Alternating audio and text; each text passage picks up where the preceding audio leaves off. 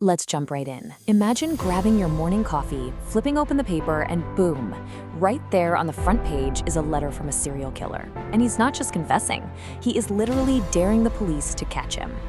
In this explainer, we're digging into one of the most terrifying figures in criminal history, a guy who held the entire public hostage, not just with a weapon, but with mind-bending coded puzzles. He buried his secrets inside complex ciphers, bragged about a massive body count, and played the game entirely by his own twisted rules.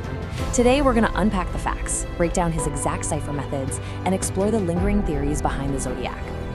To really grasp how shocking this was, you have to put yourself in that era. We're talking late 1960s, Northern California, the epicenter of peace, music, and the whole counterculture movement. But right beneath that peaceful surface, an absolute nightmare was brewing.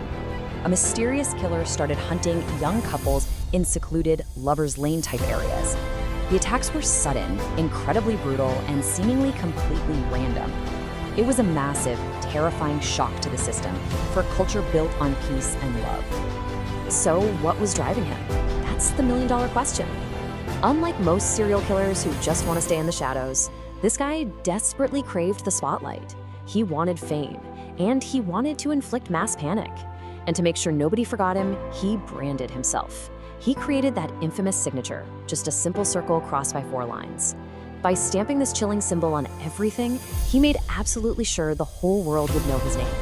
Let's walk through the initial timeline real quick to ground this in reality before he morphed into this bizarre puzzle master. It all kicked off on December 20th, 1968. Teenagers David Faraday and Betty Lou Jensen were parked on a quiet, gravel pull-off near Vallejo, California. Out of nowhere, gunshots.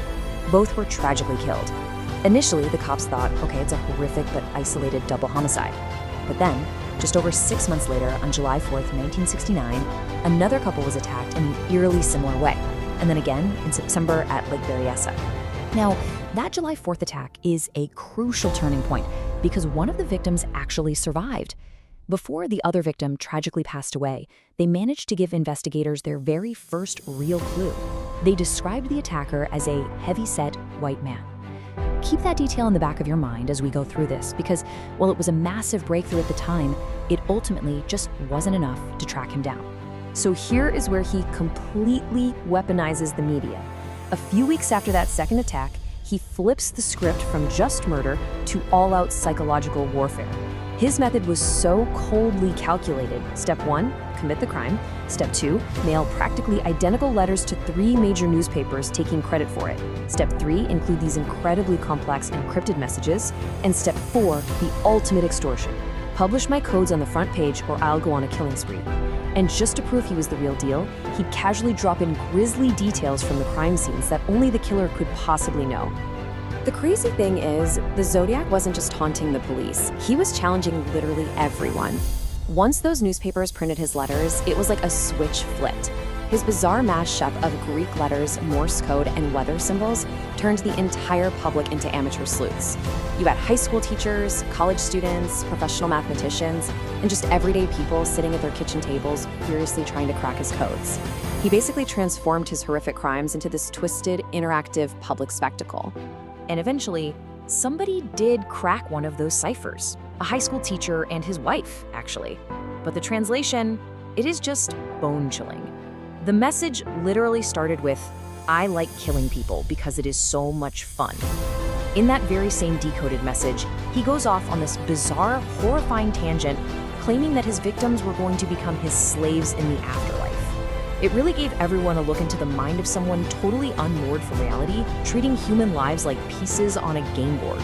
But honestly, that first cracked code perfectly illustrates why we are still obsessed with this mystery over 50 years later. Because while they got that first one, several of his other ciphers remain a total mystery to this day. And when we look at his methods, they were actually highly sophisticated. He used a technique called homophonic substitution.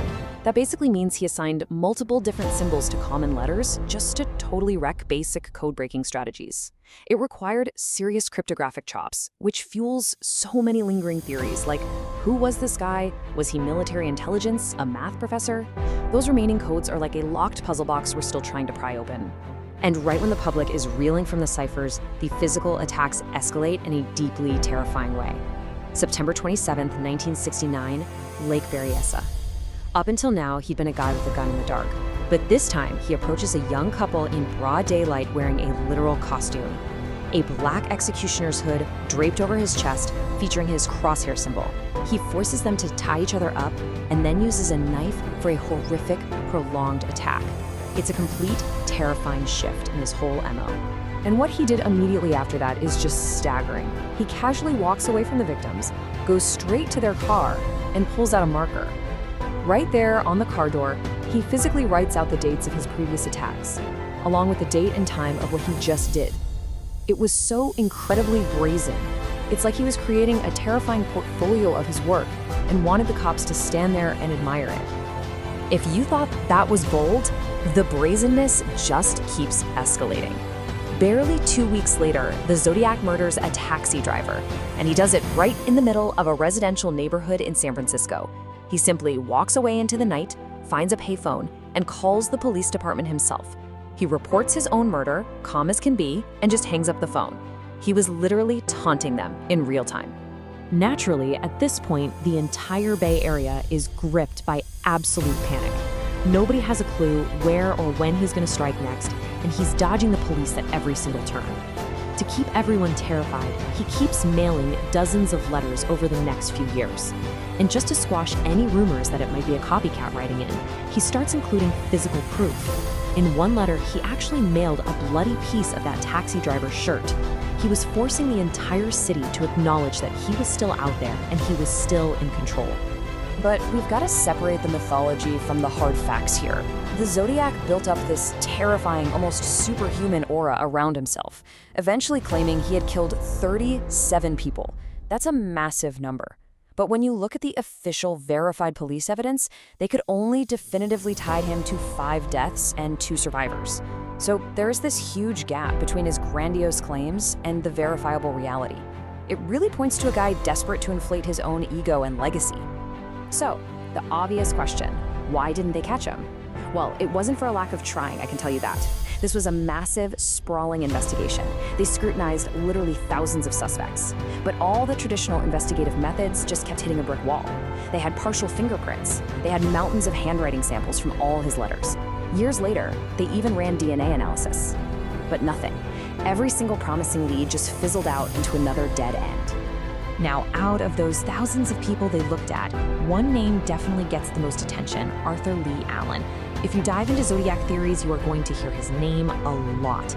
He is easily the most famous suspect. But, keeping things strictly factual here, despite intense, years-long scrutiny, investigators simply never found enough hard evidence to actually charge the man. So to this day, officially, neither Arthur Lee Allen nor anyone else has ever been definitively named as the Zodiac Killer.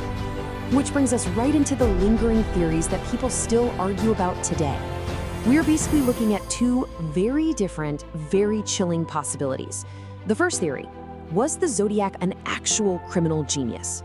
I mean, looking at his complex homophonic substitution ciphers and his ability to vanish into thin air, was he a mastermind playing a highly intellectual game with the cops? Or, theory 2, was he just a fairly average, deeply disturbed guy who managed to get incredibly, phenomenally lucky time and time again? And then, of course, you have the ultimate mystery: his disappearance. After completely terrorizing California, sending the media into a frenzy, and keeping the cops running in circles, he just stops. The letters fade out, the killings end, and he vanishes. So what happened? Did he just age out of it, or perhaps pass away? Or did he pack up, change his identity, and completely blend back into everyday society, living out his days totally unnoticed? Here we are, more than half a century later, and those mocking letters and unsolved ciphers still completely captivate investigators and true crime communities everywhere. It really is one of the most baffling unsolved mysteries in all of criminal history. Some of those codes are still out there right now, waiting for someone to crack them. And somewhere, hidden in a dusty file or locked in those ciphers, the truth might still be waiting. So, leaving you with a thought to chew on today. When you tally up all the clues, the complex cipher methods, and the history, who do you really think was behind